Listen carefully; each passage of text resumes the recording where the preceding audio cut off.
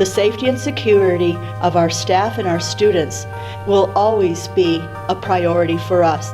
Safety needs to be big for the kids here. We need to feel that they are well taken care of all the time. Parents need to feel that they're always safe here at school. Students are more likely to be engaged when they know that they're safe. The students need to know that if there's no other safe place in their life, it's here at school with the teachers and the staff and other students that are here.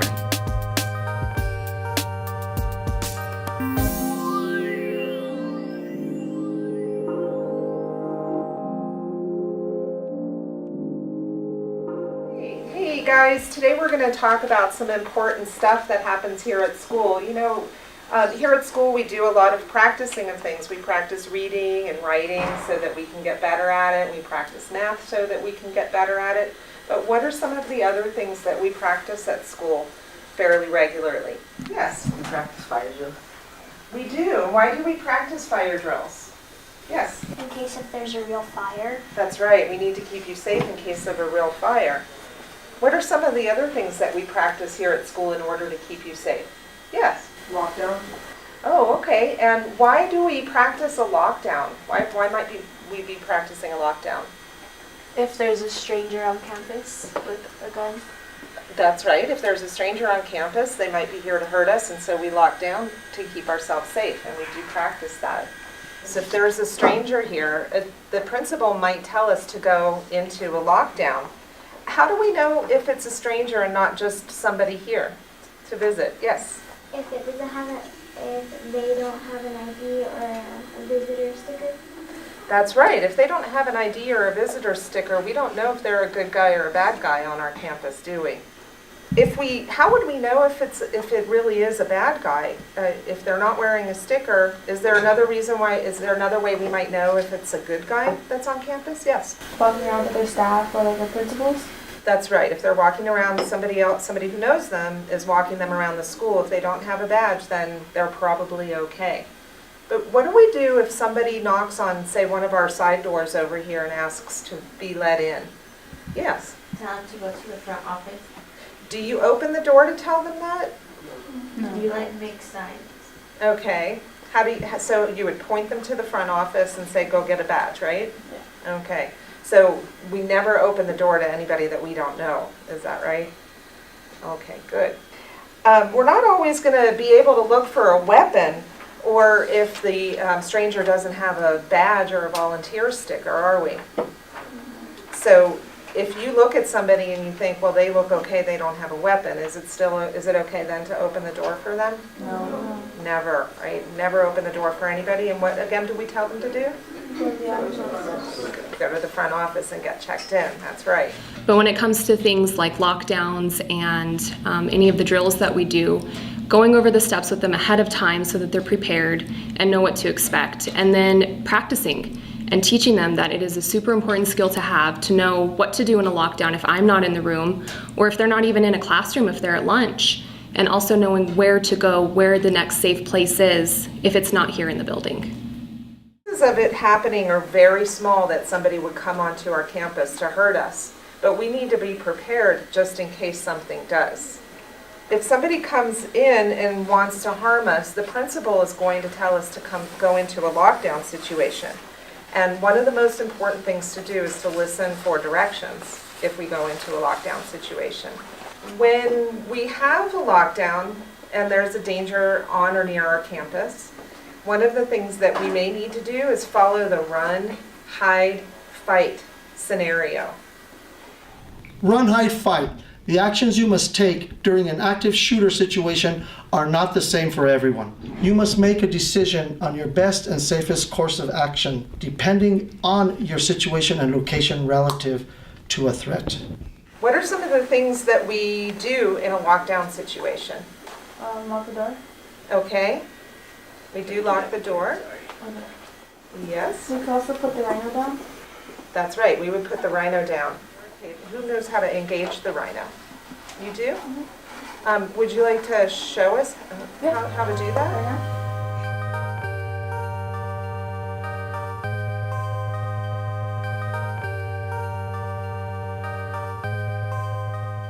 when the rhino is put down, if somebody comes and knocks on the door and tells us it's all clear, are we going to necessarily believe that?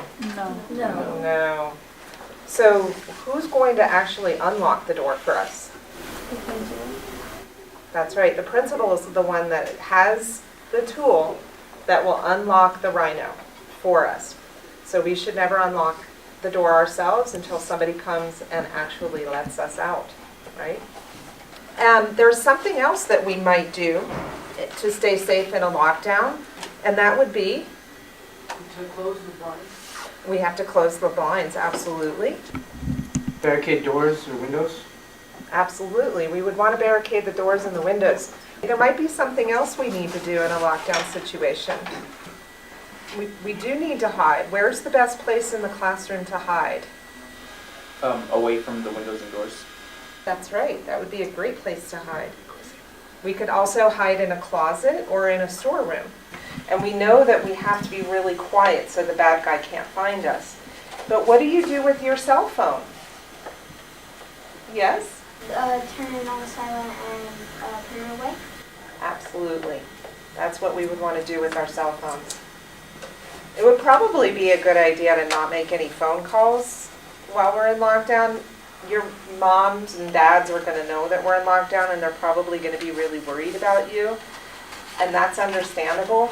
But if there's a really serious situation going on, we need to keep the cell phones off or silent so that nobody can find us when we're hiding. What happens if you're not in your classroom and a lockdown is called? Run to the nearest classroom. Okay. Where else could you hide if you... I mean, you can hide in like a bathroom. Okay. You could hide in a bathroom. And what happens if we're outside at recess and we hear a lockdown getting called? Yes. And we run into the school to go to our classroom. You're right. The safest place might be inside in your classroom or one of those other places that we talked about where you could hide, such as a bathroom, a closet, or an office. If you are on campus and somebody tells you to run, what are you going to do in that situation? Yes, sir. Probably like try to run away and get as much distance as you can from them. Okay. Yes, absolutely. Where do you think a good place to run to might be? Off campus. Absolutely. If we do have to run off campus, how are you going to know where to run? Yes. We have to run, like we have listened to a teacher or principal or something to direct us. Absolutely. Or your principal or other safety officials in your school, right? Yeah. So they might be helping with where to go if you have to run. We have a neighborhood nearby, right across Paseo del Sol, where we could run and ask neighbors for help. So we could run into that nearby neighborhood and ask neighbors to call 911 to ask for help. Now, we've talked about running and we've talked about hiding, but one thing that might happen if a bad guy comes into our school is that we might have to fight. Now, we probably won't ever have to do this, but if we do, what are some ways that we might be able to fight a bad guy in the room? Yes. We grab something heavy to throw at him. Okay. Can anybody think of what that might be in the back? A book. Okay, what else? A chair. A chair? Does anybody see anything in this room that they might be able to throw? Maybe a stapler? Staplers are hard, aren't they? Okay. Yes. Scissors. Scissors. Yes. Yes. Our backpacks. Your backpacks. That's right. A computer. You could throw a computer. So there are a lot of things in the classroom that you can use to fight. What if you're running? If you're trying to run away, would it still be a good idea to throw something at somebody? Yes. Yes. Why would we want to do that? So maybe if we throw something at them, maybe they'll slow down. Absolutely.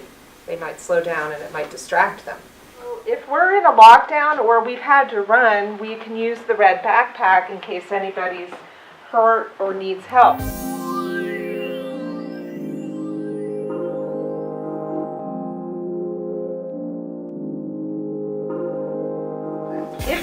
lockdown and it's been a while, and someone has to go to the bathroom, is it okay to go out in the hall and go to the bathroom during lockdown? No. This is the lockdown bucket, and there is one in every classroom. So hopefully you'll have some friends that'll help you with some privacy. The bucket has a seat. Inside the bucket are some supplies. What you would need to do is open the bucket, take out the supplies, put a plastic bag in it, into the bucket, and then that's what you would use for a bathroom. Just like if you're camping. Okay? I know we've been talking about some pretty scary things today, and we've learned some really good things. Let's go over some of those things that we've learned again. What are some of the things that we can do in a lockdown? We can run. That's right. We can hide. That's right. And we can fight. Absolutely. I'd like to create an environment where they can come to school and feel safe and feel like they can just be whatever age they are for as long as possible and feel like they have the freedom to do that without worrying about the things that happen in the grown-up world and the things that are scary. Just be a place where they can forget about that and enjoy childhood. Schools should be a safe haven for everyone. You know, we're in the community and everyone should come to school feeling safe. I mean, it's a place of learning, but students also should feel safe. You know, you have to take trainings extremely serious, especially when they're about safety. That's the most important role as an educator and as a coach, just making sure that your students and your players are safe. As a survivor of the Las Vegas shooting in October of 2017, my training and experience as a law enforcement officer came into play. A lot of the training and experience that I've had relates to this Run, Hide, Fight program. I'd like to tell you as teachers and staff, it's important that you guys push this message on the students and you take training and you take drills seriously, because they will follow you in an incident like this, and when a critical incident happens, they'll look for an adult to lean on. So it's important that you take this stuff serious. The likelihood of you needing to use this training is very low, but should there be an emergency, you'll be prepared. So whether you're an elementary student, a middle school, or a high school student, you know, I want you to enjoy being a kid, enjoy being a teenager, and enjoy being a student in the Santa Fe Public Schools.